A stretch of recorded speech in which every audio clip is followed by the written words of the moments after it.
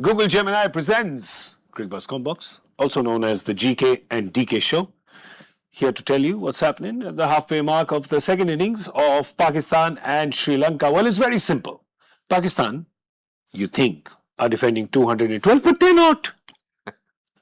Because they're actually defending 148. Correct. Please tell to the peoples why. Because if they want to stay in Colombo for a few more days, they have to stop Sri Lanka before 148. Otherwise, Why will they stay in Sri Lanka? Why will they stay in Colombo? Why?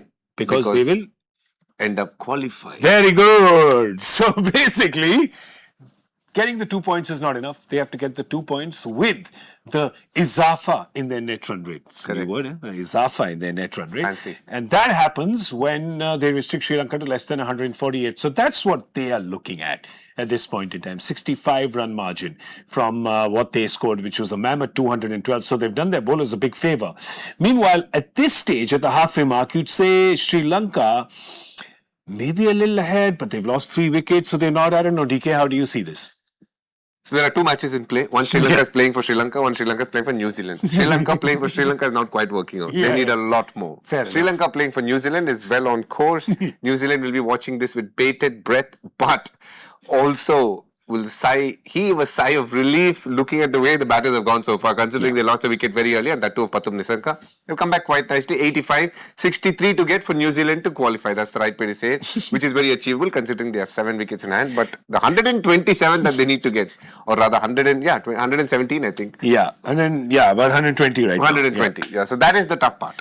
That is hilarious, right? It's hilarious because you say it that way, you say that there's another, what is it now, about 55 odd runs for New Zealand to qualify, and then you look at the scorecard and you say, but they aren't even playing today. But that's the beauty of this point system, the net run rate system. It's like 2 teams are playing, but a third team is interested in it even more than one of the teams that's playing, which is Sri Lanka, because they've already been eliminated. So, yeah, there you go. Sri Lanka has basically put a proxy vote today for New Zealand. Let's see whether they can convince the professor or not. That's the question.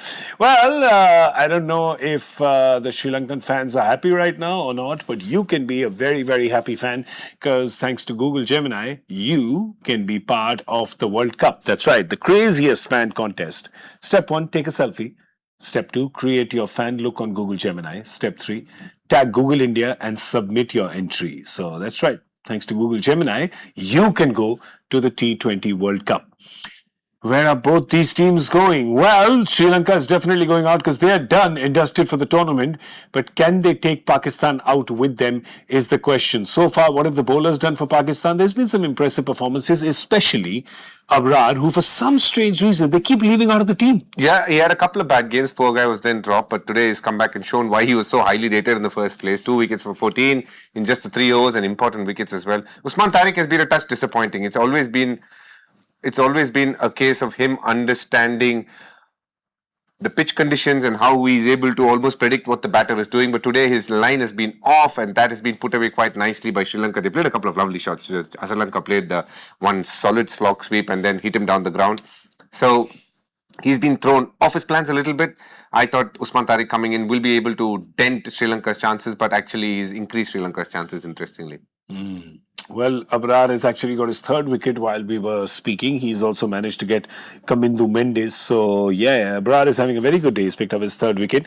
He's done with his quota now, but his returns of 4 overs, 23 runs and 3 wickets. He'd be happy. That's a very good day for him. But where is Salman Aga going now? Who's he going to? Because he was his linchpin bowler, so he's done. So Sri Lanka's looking at that and going, all right, no worries. Danger man's out of the attack. Yeah, but Shadab Khan, he has to bring him on. He's got to trust him to get him a couple of wickets here and hopefully not give away too many runs. And then they can apply the pressure. So they somehow need to get the game to a stage where 5 overs, 40 runs are left to reach that target. So they need to somehow stop them to 108 by 15 overs. That's when they stand a good chance. It's a very tough ask because the next 4 overs, you're literally talking about 15 runs for them to achieve. Only then can they build a bit of pressure. Otherwise, it's going to be much easier. If it's a runner ball and wickets in hand, Sri Lanka should manage to do it comfortably for New Zealand to qualify. Yeah, I mean, you're looking at Sri Lanka needing 13 plus in the requirement. They're not getting this win. No, this win is a bridge too far for them. Absolutely. So the best they can do is, well, here's what I'm thinking. The best they can do is the best they can do. Correct. they also ultimately, even though you know you're losing, and DK, talk to me about this, because when you're in that competitive sphere, you know you're eliminated. You've definitely played games where you feel, in the IPL, etc., where you know that your journey in the tournament is over, but you still got to play.